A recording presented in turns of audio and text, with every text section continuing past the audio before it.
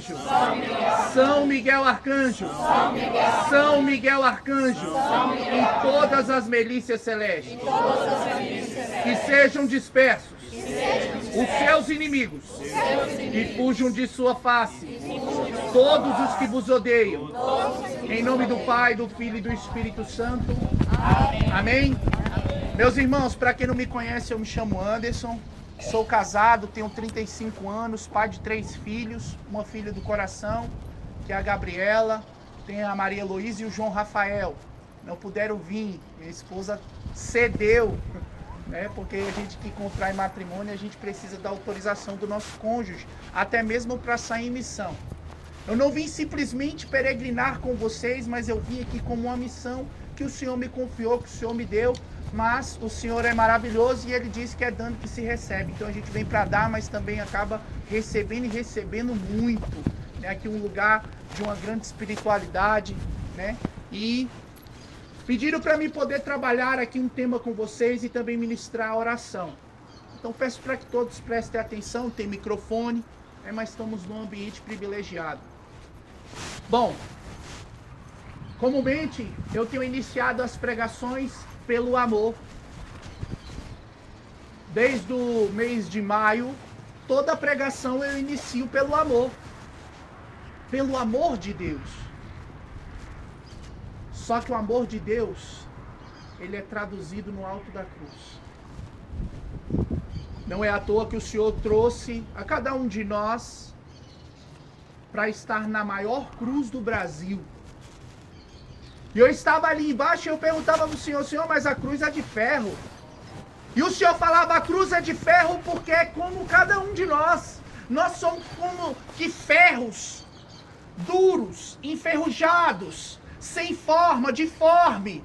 Aonde o Senhor quer nos aquecer, quer nos colocar na forja, para que possa aquele ferro perder a propriedade de ferro, ao ponto de se tornar moldável nas mãos do Senhor, para que o Senhor faça na minha vida, na sua vida e na sua história aquilo que é da parte e da vontade de Deus.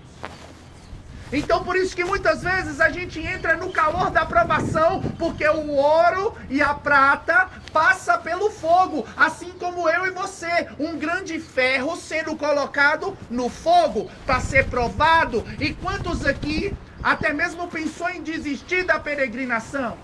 Passando pela prova, passando pelo fogo dentro de casa. Talvez você veio aqui para interceder por alguém que ficou na sua casa. Talvez você veio aqui para obter a graça, para levar a graça para um ente familiar, para uma pessoa que está ali causando dor na sua casa, na sua família, no seu coração. E o Senhor te trouxe por amor aos pés da cruz. Eu costumo dizer que é por amor, para quem não conhece a minha história. Eu nasci lá em Planaltina do Goiás. Quando eu nasci, a minha mãe tinha um barzinho e atrás era onde a gente morava. Eu lembro quando eu era pequeno, minha mãe tinha uma 12 e eu brincava com os cartuchos de bala, que era vermelhinho. Só que eu não fui uma criança desejada, uma criança ali que minha mãe almejou, sonhou. Minha mãe disse que me fez na festa da carne, carnaval. Disse que saiu para comprar uma cerveja, encontrou meu pai, engravidou. Então o primeiro livramento de morte se deu no ventre da minha mãe, quando minha mãe quis abortar. E dali para frente toda a minha história foi marcada por livramentos de morte, um atrás do outro. Então aquela criança nasceu. Eu venho de uma família onde a metade é envolvida com macumba, a outra metade com espiritismo, e tudo isso tem consequência. Porque tem muita gente que está dentro da igreja e que acha que é tudo normal. Pode ir ali fazer um trabalho, pode ir ali se envolver com o espiritismo e vai para a igreja católica e acha que está tudo certo, né? Isso aqui também vale para as mulheres que gostam de horóscopo e que quer saber da vida através dos horóscopos. A igreja reprova tudo isso. Isso não agrada a Deus. E tudo isso tem consequência. Então, quando eu nasci, dizem quem estava lá, minha mãe, minha tia, minha irmã, que o meu pai foi para me buscar, só que não era meu pai. A ciência fala que o meu pai deu um surto psicótico. Só que quem estava presente no local disse que quando meu pai passava, sentia um forte cheiro de enxofre, porque já não era mais ele. Ele estava com a faca na mão e era o próprio inimigo de Deus querendo ceifar a minha vida. E ele falou, me dá a criança que eu vou levar. A minha mãe entrou na frente, levou 7 facadas no meu lugar. A minha tia também entrou na frente, levou outras 2. Graças a Deus as 2 estão vivas, pelo poder de Deus. Conseguiram expulsar meu pai para fora. Ali já não era meu pai. Não tenho mágoa nenhuma. Deus já levou meu pai. Com a graça de Deus vai estar lá na glória. Porque ali não era ele. Eu sei disso, era o inimigo de Deus. Só que a palavra de Deus em Jeremias, no capítulo 1, versículo 5, diz que antes que fosse formado no ventre, eu te conhecia. Antes do teu nascimento, eu havia te designado profeta das nações, e aonde Deus coloca a mão, mal nenhum pode encostar. E aquela criança é interessante que cresceu, aqui eu vou encurtar, mas toda a minha vida foi diversos livramentos de morte. Mais recente agora, no mês de maio, ia ter um show do Frei Gilson, lá em Planaltina do Goiás. Consequentemente, impressionantemente, da forma que você quiser entender, era aproximadamente de 300 a 500 metros de onde a minha mãe tinha um barzinho. Na mesma cidade. O palco foi montado ali. Na mesma cidade, de 300 a 500 metros de distância, aonde quando eu nasci, o inimigo de Deus tentou me ceifar. E aí eu fiquei sabendo que ia ter o show, tem uma van escolar, me preparei para poder ir para esse show. Falei, vou pro show. Frei Gilson, vamos lá rezar forte. E aí o sacerdote me ligou e falou assim, ó, seus planos são um, de Deus são outros. Você está se organizando para vir pro show, mas Deus te quer em cima do palco anunciando a palavra. Eu falei assim, misericórdia, pai, muita gente melhor aí para poder... Aí ele falou, não, Deus escolheu você. Eu estou dizendo isso porque o tema dessa peregrinação, ele está em João, no capítulo 15, do versículo 13 seguintes, e vai dizer, não foste vós que me escolhestes, eu que vos escolhi. É Deus que te escolheu para estar aqui. Deus me escolheu para estar aqui. Deus te trouxe aqui porque Ele tem algo para você assim como tem para mim. E aí, me preparei, me organizei para ir para aquele evento. Fui junto com a minha família, minha esposa, os meus filhos. A gente se preparou, se organizou. Rezamos a armadura, clamamos o sangue de Deus. Tenho devoção ao sangue de Jesus. Clamamos ali o sangue de Jesus. Na hora que a gente terminou de clamar o sangue, a gente vinha numa pista, era dupla. Tinha a distância de 1,5 m, quase 2, de uma pista para outra, e uma altura de uma pista para outra de quase 2 metros. Então a pista de cá era maior do que a de cá, e era dupla. Era 12h30 mais ou menos, eu ouvi o barulho, e aí já foi o primeiro livramento. Quando eu ouvi o barulho de uma batida, eu freiei, deu tempo de virar. Quando eu olhei para o lado, um carro foi arremessado em cima da nossa van. Esse carro era para ter entrado no para-brisa da van e era para ter morte instantânea para mim, para minha família e para as 2 mulheres que estavam no outro carro. Eu lembro que quando o carro caiu em cima da nossa van, né, ele foi arremessado da contramão, caiu em cima da gente. A gente prestes a chegar numa missão, a gente saiu em missão. Eu não sei ao certo como que se deu, mas eu saí pela janela da lateral porque eu olhei para trás e minha esposa falou, não estou sentindo a minha perna e o João está sangrando muito. Então assim, para quem é pai, quem é mãe aqui, sabe que o nosso filho é o coração fora do peito. E naquele dia o meu coração estava sangrando. Eu saí pela janela, né? O carro pegou onde eu estava. Essa perna está aqui porque Deus quer. Eu não tirei a perna, eu não puxei. E acabou com tudo onde ela estava. Né?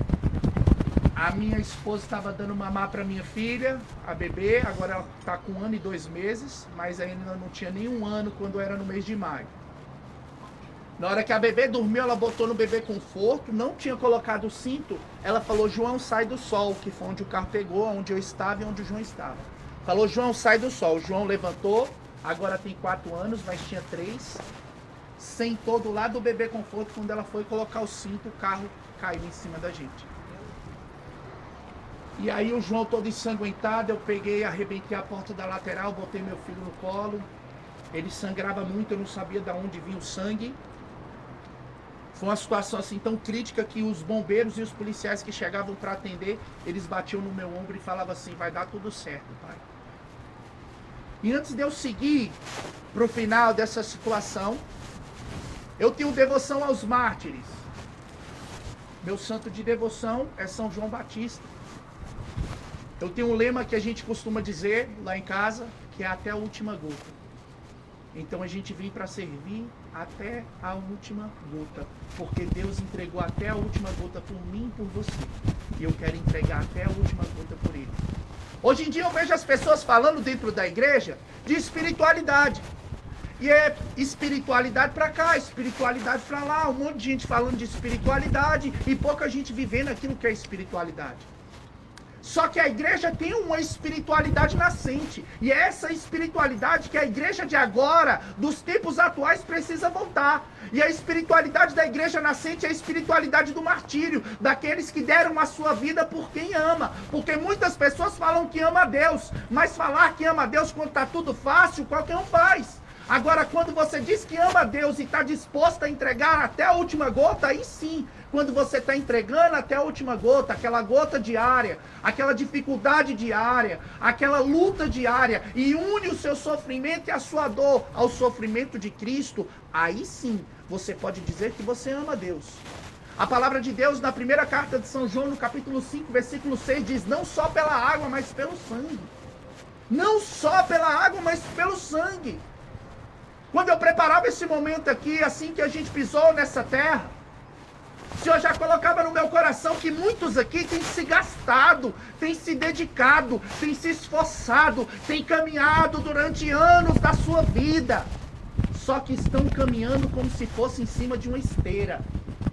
E aqui tem um perigo, porque a pessoa caminha, se gasta, está na igreja, ela serve, faz parte de movimento, faz parte de pastoral, se gasta ali, mas ela está em cima de uma esteira. E ela pode percorrer quanto for de caminho em cima de uma esteira. A verdade é que ela nunca saiu do lugar. E hoje Deus te convida a sair de cima da esteira e a deixar Ele te conduzir. Porque não adianta você ter anos dentro da igreja, não adianta você ter anos de pastoral, não adianta você ter anos servindo a Deus do seu jeito. Você precisa servir a Deus do jeito que Ele quer. E muitas pessoas têm arrastado a sua cruz. E hoje, Cristo te trouxe na maior cruz do Brasil para ensinar para mim e para você que não é arrastando a cruz que a gente vai para o céu, mas é carregando a nossa cruz, unindo a nossa dor à dor dele. Quantas pessoas veio para cá, para esse lugar, para pedir uma cura e um milagre, para pedir para que Deus tire a sua cruz? Como que Deus vai tirar a oportunidade de você alcançar o céu? Será que Deus vai acolher a sua oração? Então, quando a nossa oração é uma oração que pede para Deus tirar a nossa oportunidade do céu, Ele não vai ouvir. Ele vai ouvir, sim, Deus realiza curas, realiza milagres, prodígios, sinais, está realizando aqui. Inclusive, eu já quero proclamar que desde o momento que a gente entrou no ônibus, eu não sei quem tem artrose e artrite. Quem tem artrose e artrite que está no meio de nós? Você acredita no poder de Deus? Desde o tempo que eu pisei no ônibus, Deus pede para me proclamar isso. Eu nem sei falar direito a artrite, mas Deus falou para proclamar. Então, em nome de Jesus, quem tem artrose e artrite aí, fecha os olhos agora. Em nome de Jesus, deixe o sangue do Senhor perpassar no seu corpo, perpassar em toda a sua vida e história. Deus quer te agraciar hoje para que você entenda o poder dele, para que você se converta à vontade dele, não à sua, à vontade de Deus. Em nome de Jesus, acolha na sua vida e na sua história a cura dessa artrose e dessa artrite. Em nome de Jesus. Então, meus irmãos, a palavra de Deus em 1 Coríntios, no capítulo 1, No versículo 22 vai dizer assim: os gregos clamam milagres. Os judeus clamam milagres. Os gregos reclamam a sabedoria. Mas nós pregamos Cristo crucificado. Não adianta você querer ir para o céu sem passar pela cruz. Não adianta você querer pedir para Deus tirar a sua cruz. Talvez a dificuldade que você passa com o teu esposo, que não veio, que você veio para interceder por ele, que te faz passar a noite em claros, rezando o rosário com o Frei Dilson e o Instituto Hessing, ali é a cruz que está santificando a sua vida e de toda a sua família. Então não adianta querer arrastar a cruz, ou abandonar, ou pedir para Deus tirar. Mas una o seu sofrimento e a sua dor com a dor de Cristo.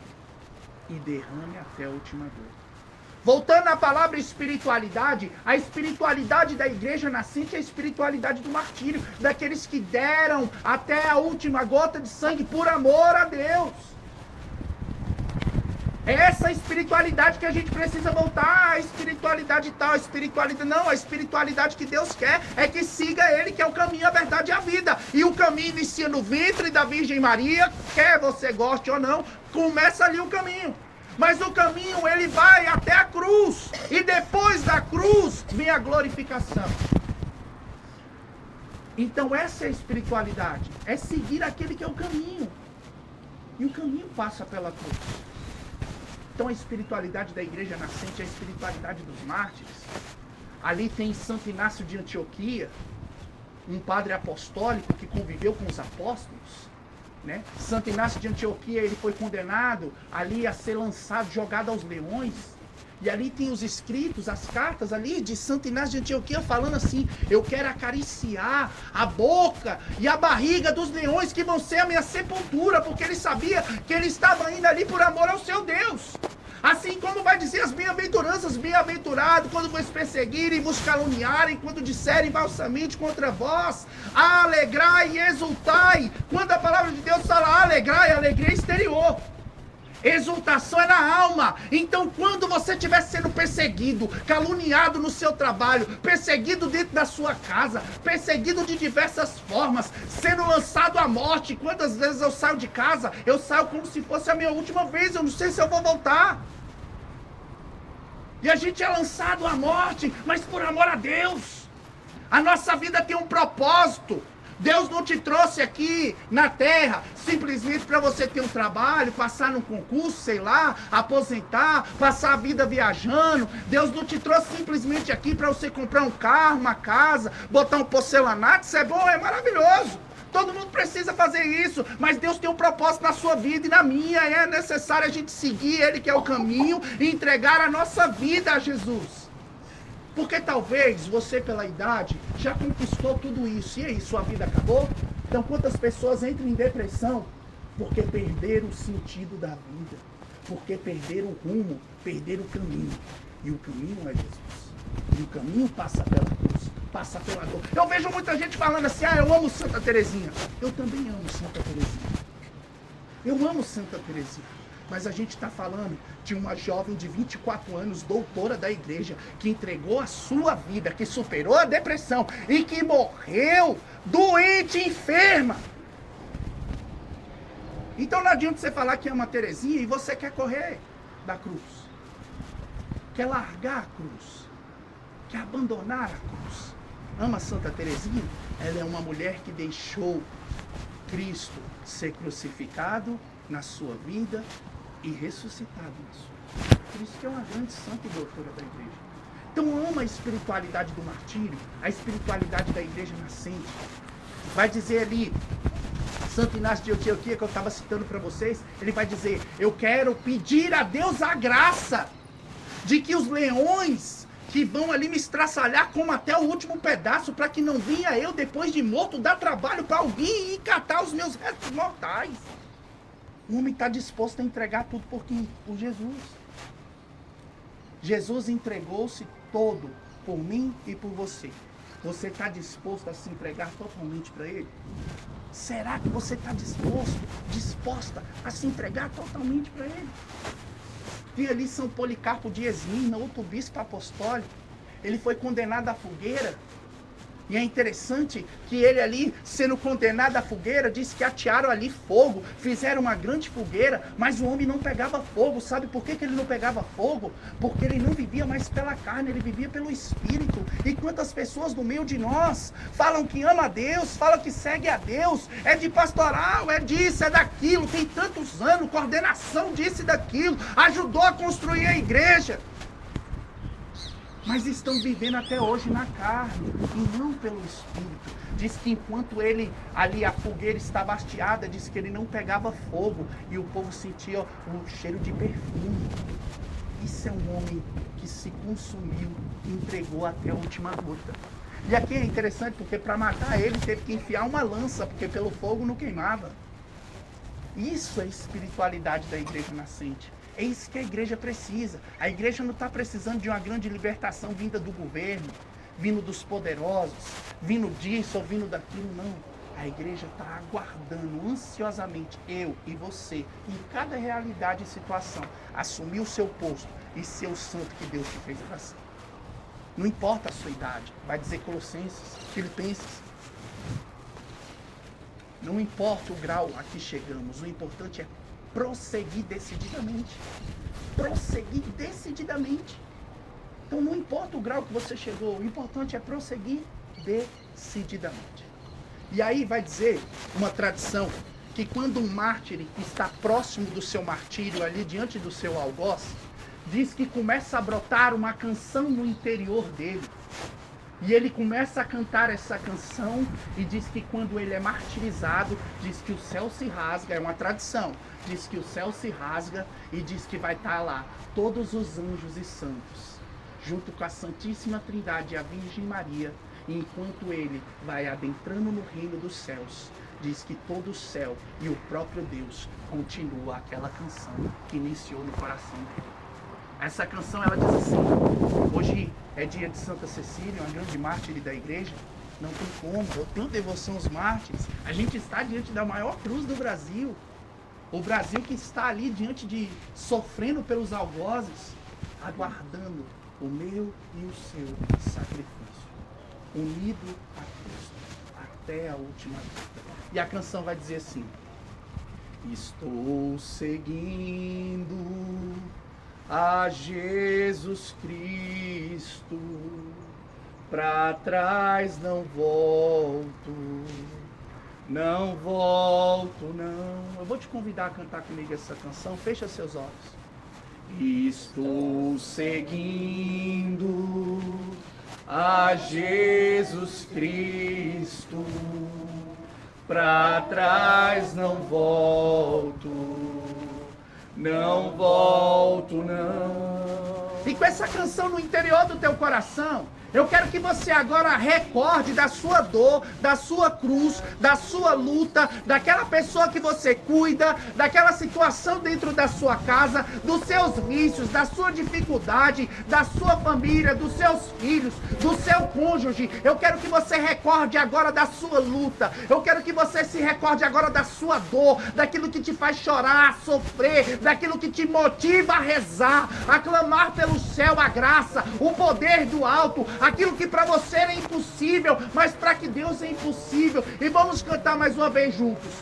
Estou seguindo a Jesus Cristo, para trás não volto, não volto, não. E toda vez que você tiver com depressão, crise de ansiedade, toda vez que você está querendo desistir, largar, deixar, voltar atrás, largar de mão. Quantas pessoas falam: ah, quanto mais eu me aproximo de Deus, mais assombração aparece. Sim, porque quanto mais você se aproxima de Deus, Deus ilumina toda a treva que está oculta, escondida no teu coração, na tua vida e na tua casa. Então quando você se aproxima de Jesus, a assombração aparece para se retirar, porque a luz está lá. Jesus é a luz da tua casa. Então toda a treva que habita no meio de nós, Jesus vai arrancar, Jesus vai tirar, a luz vai libertar. Então não tenha medo de quando você se aproxima de Deus, de quando você quer dar um passo além,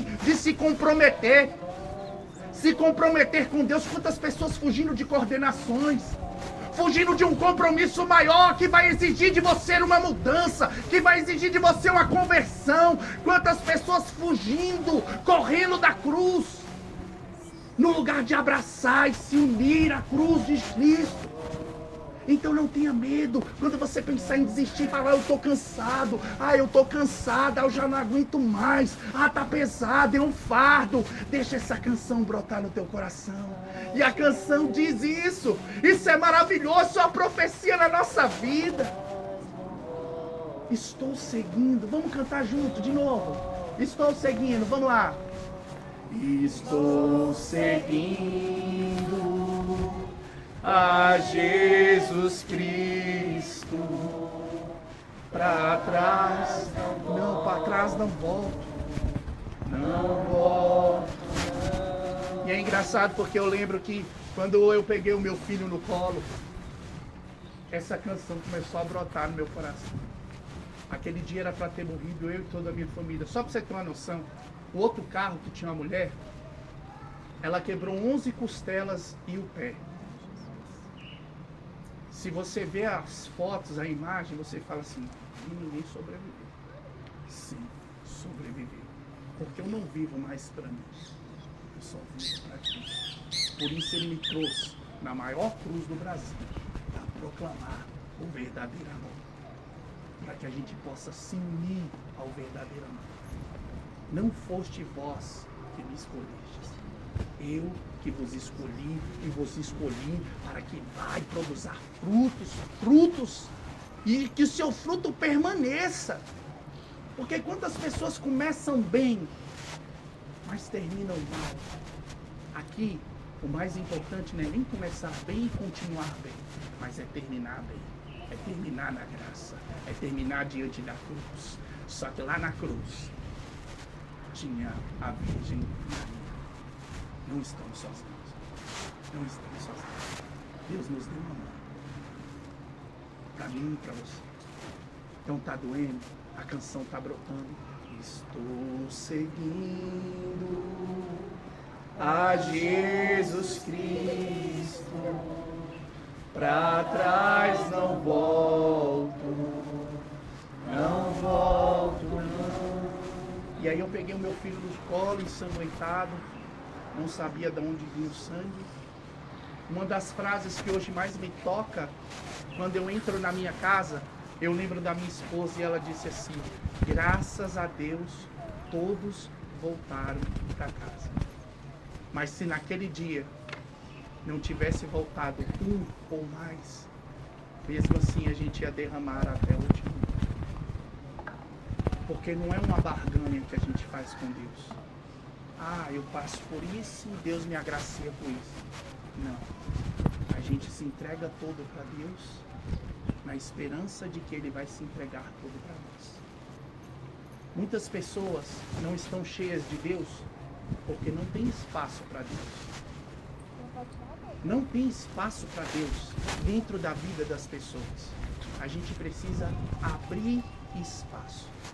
O grande segredo diante dessa cruz, e é o convite que eu deixo para você, é que a gente possa vivenciar no dia de hoje, nessa peregrinação, no dia que o Senhor preparou para nós, é vivenciar o kênesis, o esvaziamento da minha vontade, do meu querer, do meu desejo, daquilo que eu penso, daquilo que eu acho.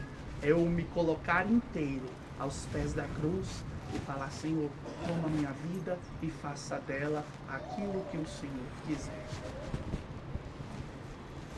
Todo mundo da minha família foi para o hospital. Quando chegou no hospital, eu fui o último. Eu havia perdido o meu instrumento de trabalho, que é a van, e a gente lutou muito para conquistar aquela van, porque alguns anos atrás a gente entrou numa pandemia. Eu lembro que eu estava pregando sobre São João da Cruz numa quarta-feira, quando chegou o anúncio que todas as escolas iriam fechar. E se as escolas fecham, o transportador escolar fica desempregado. Naquele dia eu preguei sobre a noite escura em São João da Cruz. Mal sabia que a noite seria bem mais escura do que eu pensava. E aí foi muita luta, porque a minha van estava financiada, eu estava desempregado, meu filho João tinha acabado de nascer. tomava remédio para cólica. Eu, como pai de família que tinha que colocar o sustento dentro de casa, estava desempregado. No início eu achei que a pandemia seria uma semana, 2, 3, um mês, 2, 3, quase 2 anos, para mais. No início muitas pessoas ajudaram da igreja, pessoas próximas do encontro de casal, padres, mas depois até as pessoas que nos ajudavam precisavam de ajuda. E eu lembro de muitas vezes aonde não tinha nada para comer dentro de casa. E um dos dias que ficou muito marcado foi um dia que eu abri a geladeira à tarde, só tinha água e gelo. Vazia a geladeira, chega estava limpinha. Né? É bom quando a geladeira tá suja, mas pelo menos tá cheia, né? Mas estava vazia. E naquele dia eu fui para a capela. Eu gosto de chamar Jesus de Jota. É minha intimidade. Por conta desse versículo bíblico que foi proclamado aqui. Que é um dos versículos bíblicos aqui que foi tirado para essa peregrinação. Vou proclamar aqui. João 15, do 13 seguintes, diz assim: ninguém tem maior amor do que aquele que dá sua vida por seus amigos. Vós sois meus amigos se fazeis o que vos mando.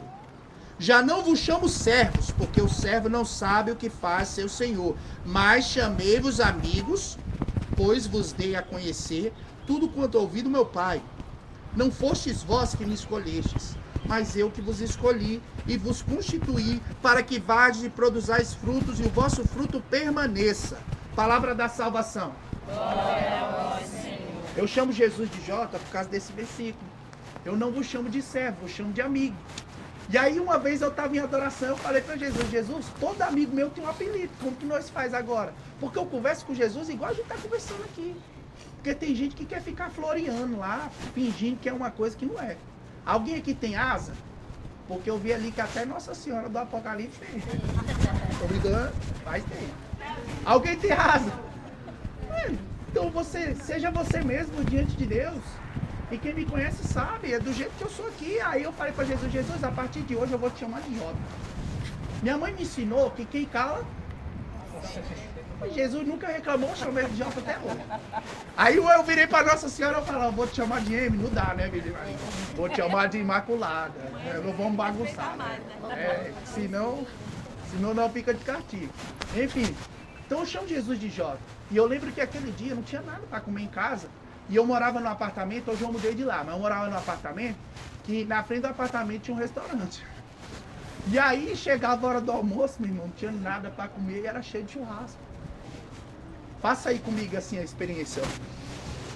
Churrasco. Faz aí de novo aí, ó.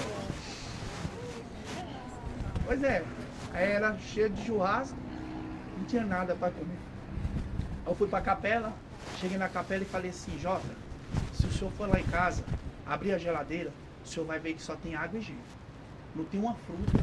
Acabou o remédio de cólica e o remédio de cólica custava R$149. Deram muito que funcionar. Acabou tudo, auxílio, tudo que você pensar tinha acabado. Tinha 1 centavo, não tinha nem ninguém para pedir. Aí eu fui lá no Jota e falei assim: Senhor, se for para mim e para minha família passar fome, eu quero pedir a graça de passar fome sem murmurar. Por quê? Porque quando a gente está na prova, a primeira coisa que a gente quer fazer é murmurar. É arrumar um culpado. Fala: é culpa do fulano, isso é culpa do governo, isso é culpa do ciclano, isso é culpa do outro, isso é culpa de sei lá quem. Você acha que eu tenho culpa da pandemia? Porque até hoje eu pago dívida de uma pandemia que eu não tenho culpa. Você tem culpa da pandemia? Eu não tenho. Mas estão pagando o preço até a última luta. E aí, falei: Jota, se for para mim e para minha família passar fome, que a gente passa fome sem murmurar. Por quê? Porque eu não queria sair da graça. Esse é o segredo. A palavra que foi proclamada, ela fala assim: não foste vós que me escolheste, eu que vos escolhi. Mas um pouquinho antes diz assim: não existe maior amor no mundo do que aquele que dá a vida pelos seus. Sabe o que é interessante? Sabe quando que a gente está na amizade do Senhor? Quando a gente está em estado de graça. Você sabia disso? Vou dizer para você: Catecismo da Igreja Católica, número 1030. Diz: aqueles que morrem na amizade do Senhor vão para o purgatório. Então se você morrer em estado de graça, você vai pro céu? Não, porque no céu só entra quem é santo. Você vai pro purgatório e vai purgar bastante lá, porque você não buscou a santidade aqui na terra. Mas se você morrer em estado de graça, pelo menos pro céu você vai. Mas vai passar umas longas temporadas no purgatório, que tem gente que acha que purgatório é colônia de férias. E que tá lutando pelo purgatório. Irmão, eu tô lutando pro céu. Eu quero falar a verdade até perder a cabeça. Eu sou devoto de São João Batista. Quero derramar até a última gota de sangue. Mas se o senhor não quiser me levar como mártir, nós vai lutar pelo levar de algum jeito. Como vai dizer São José Maria Escrivá. Me faça santo, nem que seja a base da paulada. Nem que seja na paulada, mas eu quero ir para onde? Pro céu. Eu quero chegar lá no céu, imagine. Você virar para Nossa Senhora e falar assim: oi, mãezinha, vim comer um pudim com a senhora. Aí as pessoas falam assim: ah, no céu não tem pudim. Você já foi lá? Então tá bom. Você já foi lá? Já pensou chegar para São Pedro e falar: São Pedro, vamos pescar ali na fonte da graça? Um peixão. Faz aí um peixão assado. Comer um churrasco lá no céu. A pessoa fala: ah, no céu não tem churrasco. Já foi lá? Tem? É comprovado? Olha aí. Se não tiver churrasco e não tiver pudim, no céu vai ter algo melhor que isso. Você já imaginou algo melhor que pudim? Rapaz, só no céu mesmo pra ter, que aqui não tem não. Melhor que pudim não. Então, meus irmãos, a gente se prepara pra glória. Aqui é sofrimento, é luta, é dor. Aqui é conta para pagar, batendo na tua porta, é dívida. E aqui eu também já quero proclamar uma graça. Quando a gente entrava na gruta, o Senhor me mostrava uma família que se endividou para vir aqui. E você falava no seu coração assim: ó, eu estou me endividando para poder ter uma experiência com Deus. Eu não estou saindo daqui de férias para fazer uma farra, para isso e aquilo, para me divertir. Eu estou indo para ter uma experiência com Deus. Deus ouviu a sua oração. A providência vai chegar na sua casa e Deus vai providenciar tudo. Você não vai ficar endividado por causa dessa viagem. Em nome de Jesus. Você está aqui, é uma família. E aí, meus irmãos, voltando aqui para a gente amarrar tudo aqui agora, né? Eu estava falando sobre a amizade com Jesus. E a gente é amigo de Jesus quando a gente está em estado de graça. Isso é a Igreja Católica que vai dizer, Catecismo, 1030. Aqueles que morrem na amizade do Senhor. Quem que morre na amizade do Senhor? Quem está em estado de graça. Então a gente é amigo do Senhor quando está em estado de graça. Só que hoje em dia as pessoas é um tal de cai e levanta, não tem compromisso, não tem propósito, não tem fidelidade, não tem perseverança, não se lança. Eu chamo de cristão Casa Bahia. Sabe como é o cristão Casa Bahia? É 10 vezes sem juros. A pessoa não se entrega totalmente para Deus, é parcelado várias vezes. Ela entrega um pouquinho aqui, se entrega todo, se entrega toda.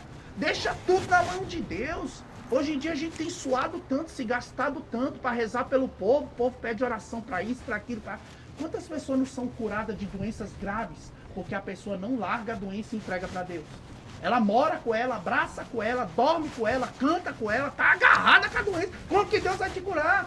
Ah, será que isso é para você? Com certeza. Alguém te liga e fala assim: oi fulano, como é que você tá? Fulano, não tô bem não.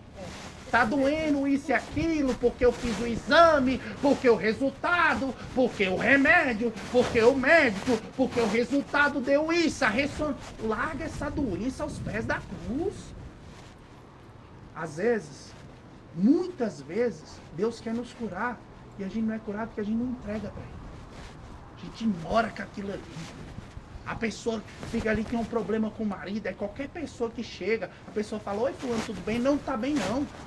A pessoa nem perguntou sobre o que ela perguntou por educação, se ela estava bem, e a pessoa já começa: não, é porque fulano de tal tá lá. Não sei lá o que, saiu de novo, chegou tal hora, bebê, não pagou, pegou o dinheiro tudo, gastou com cachaça. E a pessoa tá lá. Lá, entrega aos pés da cruz. Vou te falar com toda a clareza. Se Deus não te curar, Ele vai te dar força para suportar. Então, se você não tem força para suportar, é porque você não entregou para Ele. E se Deus ainda não curou, é porque você não entregou para Ele. Então, o problema não está entre Deus te agraciar, te trazendo lá de Brasília para um santuário aqui para tu receber uma graça. O problema está com você, que não entrega aos pés da cruz. Deus teve que te trazer na maior cruz do Brasil para você entender isso. Entrega o problema aos pés da cruz. Ou Deus te dá a graça ou Ele te dá a força. E aí de duas uma. Ou você vai voltar dessa viagem com a mesma cara de batata que você entrou naquele ônibus, ou você vai voltar com uma pessoa que tem compromisso com Deus. Parar de arrastar a sua cruz e se comprometer a carregar. Se o Senhor for te curar da sua dor no joelho, da sua fibromialgia, da sua dificuldade, se for libertar um filho seu que está na droga, que se perdeu, que se afastou da igreja por causa da sua nora e que você fica jogando a culpa na nora, a culpa na nora, a culpa... Para de jogar a culpa na tua nora e coloca a situação aos pés da cruz. Deixa Deus agir, deixa Deus trabalhar. E aí eu lembro que eu estava lá, cheguei na capela e falei assim, Jota, se for para mim e para minha família passar fome, me dá a graça de passar fome sem murmurar. Eu não fui para pedir comida, emprego, dinheiro, coisa para dentro de casa. Mas Deus é maravilhoso, porque eu sei que eu coloquei minha fé. Eu sei que a minha van, que era escolar, virou a van do frete. Todo mundo pedia ajuda. O povo da igreja pede para levar fogão, um tanto de coisa. Eu estava trabalhando, eu ia ajudar o povo. Aí eu fui ajudar uma senhora da igreja, que estava se mudando, e minha esposa me ligou 9 horas da noite. Falou assim, amor, veio uma mulher aqui em casa que eu nunca vi. Ela trouxe fruta, verdura, trouxe uma vasilhinha cheia de bife e R$150. Sabe por quê? Porque Deus vê a nossa dor. E ainda que Deus não tivesse entregado nada pelas mãos da Virgem Maria dentro da minha casa, ainda assim eu ia entregar até a última gota. Porque a gente é interesseiro, muita gente é interesseiro. Só quer servir a Deus sem receber a graça. Aí se não receber, você vai emburrar? Vai virar a cara? Vai chutar a cruz? Lá no alto da cruz, tinha 2 ladrões. Um virou a cara e o outro reconheceu quem ele era, ladrão, e se entregou diante de Deus. Aquele entrou no céu, o outro, tobogã direto. Sabe para onde vai o tobogã, né? Nem um quinto dos infernos, é o 7º, o 5º lotou já. Porque muita gente descendo no tobogã porque não quer se entregar aos pés da cruz. Então estou dizendo, isso é o relato de um dia de pandemia, tá, gente? Só foi um, tem vários. Mas em todos Deus nos agraciou, nos sustentou, nos conduziu, né? Deus cuida dos seus filhos. E é engraçado que todas as pessoas envolvidas na pandemia, que de alguma forma nos ajudaram, a gente fala assim brincando, né? Quem é missionário, consagrado, fala Deus lhe pague. Deus paga. E paga bem. Onde a gente morava de aluguel, o homem perdoou o nosso aluguel durante a pandemia, porque eu acho que ele pensou que seria só um mês. Mas ele falou que tinha que eu voltar atrás. Mas Deus é tão bom que esse homem ganhou na loteria. Deus paga bem. Não estou falando para você ajudar esperando que Deus vai te dar o bilhete premiado. Quem pagou foi Deus, ele paga do jeito que ele quer. Eu lembro que uma advogada se dispôs a pegar a causa da nossa van, né? Porque a gente ia perder a van por busca e apreensão, não tinha como pagar. E aí eu fui e recorri a São José, falei pro Glorioso, falei assim, Glorioso, eu vou perder meu instrumento de trabalho. E agora? Falou, não, vou dar um jeito. Tá bom. Falei com a advogada, antes de ir na advogada, apresentei a São José. Uma semana depois ela ganhou a causa. E a advogada estava passando por uma situação muito delicada. Inclusive ela está até viajando para o Egito, ela está chique. Está lá para fazer Europa lá. E aí eu falei, ó, não tenho condição de pagar agora, mas quando eu voltar a trabalhar eu te pago. Tá bom. Aí passou aí quase 2 anos, eu liguei para ela e falei assim, fulana, eu queria acertar com você, porque você me ajudou quando eu precisava e eu quero honrar o meu compromisso com você. E ela falou assim, não, eu não quero um centavo seu, eu quero que você reza pro fulano, e ela me deu uma lista grande assim. Aí eu falei, não, rezar é fácil, eu rezo, mas mesmo assim, eu quero pagar, eu quero honrar. Ela, não, só quero as suas orações. Eu falei, tá bom. Aí ela falou assim, o Jota pagou sua conta. Ela estava numa situação muito difícil, como profissional, não estava tendo, não sei o que era, que ela não partilhou, mas ela disse que estava difícil. E ela disse que depois que ganhou a nossa causa, eu compartilhei no grupo de todos os escolares, para que as pessoas que tivessem situação semelhante recorressem a ela. Ela disse que ganhou tantas causas depois dessa, que ela foi chamada a dar entrevista. E a vida profissional dela mudou depois disso. Porque o Jota, Deus lhe paga e paga bem, de um jeito que ele quer. Enfim, então só para a gente poder fazer a nossa oração, a gente vivenciou tudo isso. Foi uma luta para poder quitar a nossa van. Durante a pandemia a gente perdeu o nosso carro. Né? É doloroso pra gente que é trabalhador, não sei, talvez você teve tudo de mão beijada aí, que você, sei lá. Mas lá em casa, tudo que a gente conquista é luta. Então a gente perdeu o carro que a gente lutou para conquistar, é bem material? Deixa aí.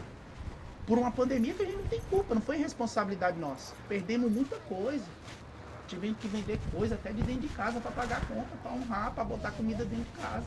E ainda hoje eu tenho conta da pandemia. Eu não tenho nada a ver com ela, mas ela tá aí, sangrando. É como se fosse uma facada que tá aí, ó. Mas uma hora Deus vai fechar a ferida. E aí, meus irmãos, o que acontece? A gente conseguiu quitar a nossa van aos trancos e barrancos. E no dia daquele acidente a gente perdeu a nossa van. Então imagine você, depois de 2 anos de desempregado, lutamos, suamos, quitamos a van, começamos a reformar ela, saímos em missão, perdeu a van, acabou a van. A van deu mais de 45 mil para poder arrumar. Só para você ver o nível da pancada. E aí a família foi para o hospital, eu abracei a van, porque o meu instrumento de trabalho, porque tem pessoa que fala assim, ah, como é que é? Vão se os anéis e fica os dedos. Não fala isso pra mim, não. Porque o anel suou, foi sacrifício, pô. É o instrumento material, mas é o meu instrumento de trabalho. Eu passo minha vida dentro de um carro daquele. E aí a pessoa, ah, não, vão-se os anéis e fica os dedos. Rapaz, podia ir o anel, o dedo, podia ir o que quiser, mas é doloroso, pô. Não fala que é fácil, não. Não vem com essa pra cima de mim, não, que não vai dar certo, não. E aí o que aconteceu? Foi todo mundo pro hospital, eu abracei a van e fui pro hospital depois. O padre me ligou e falou assim, antes, você tem seguro? Eu falei, tenho. Deus. Meu seguro é Deus, irmão. Sempre foi, sempre vai ser. E aí depois eu fui pro hospital, fui o último a chegar lá, tava todo mundo aguardando ressonância e tudo. O João, ele cortou essa parte inteirinha aqui por dentro, não foi por fora, foi por dentro. Ficou 2 semanas sem se alimentar, necrosou, criou pus, ele sofreu muito. Levou 3 dias para abrir o olho dele, ficou roxo, inchado. Eu olhava pro meu filho com o olho inchado, eu pedia para Deus, falei, Senhor, por que não foi comigo? Mas com meu filho, mas é Deus, não é meu, é Deus, né? Aí as pessoas falavam assim, você tá fazendo campanha para arrecadar isso e aquilo? Falei, gente, a campanha que eu faço é me ajoelhar diante do crucificado. Falar, Senhor, eu te entrego a minha vida em tuas mãos. Até a última vez. E aí Deus providenciou tudo para que a gente pudesse comprar outra van. Compramos outra van, tá financiada aí, parcela de 2.000 e lá vai bolinha. Uma van que era quitada, aí você pega uma dívida dessa de novo. Mas meu seguro é quem? Ele sempre ajuda todo mês a gente a custear a van, né? E aí para finalizar, eu fui lá para poder pregar naquele dia, porque estava toda a família no hospital, mas eu tinha uma missão. E eu quero dizer para vocês isso. A mensagem é maior do que um mensageiro. Nunca se esqueça disso. A mensagem é maior do que um mensageiro. Eu tinha todos os motivos para poder ficar lá. Eu tive que pedir autorização para minha esposa. Eu falei, amor, eu posso prosseguir com a missão porque eu contraí matrimônio com ela. Isso é sério para você que é casado. Respeita o teu cônjuge, a tua esposa, a tua mulher, aquela que é janela do céu para você. E eu pedi autorização para ela. Se ela tivesse dito não, eu seria mais agraciado por Deus por ser obediente ao meu matrimônio do que ter pregado para 10.000 pessoas naquele dia. Mas ela falou assim, amor, nada vai te silenciar. Na mesma cidade, onde por 3 meses de vida o inimigo tentou tirar minha vida, com 34 anos, hoje 35, mas na época 34, ele tentou tirar a minha vida e de toda a minha família. Deus me fez subir naquele palco para começar pelo amor. Com esse crucifixo que para ele tem uma promessa. Que para todos aqueles que olharem para ele com fé, serão curados. Naquele dia eu iniciei aquela pregação com a camisa toda ensanguentada de sangue do meu filho, sem saber se eu e toda a minha família voltaria para casa. Mas naquele dia eu falei, Deus se entregou tudo e todo por mim. Hoje eu vim me entregar todo por ele. Até a última luta. Eu comecei a pregação pelo amor e o amor está aqui na cruz. Porque o amor supera todas as coisas. Repita isso comigo. O amor supera todas as coisas. O amor supera a doença. O amor supera a dor. O amor supera o luto. O amor supera qualquer tipo de vício, qualquer tipo de situação.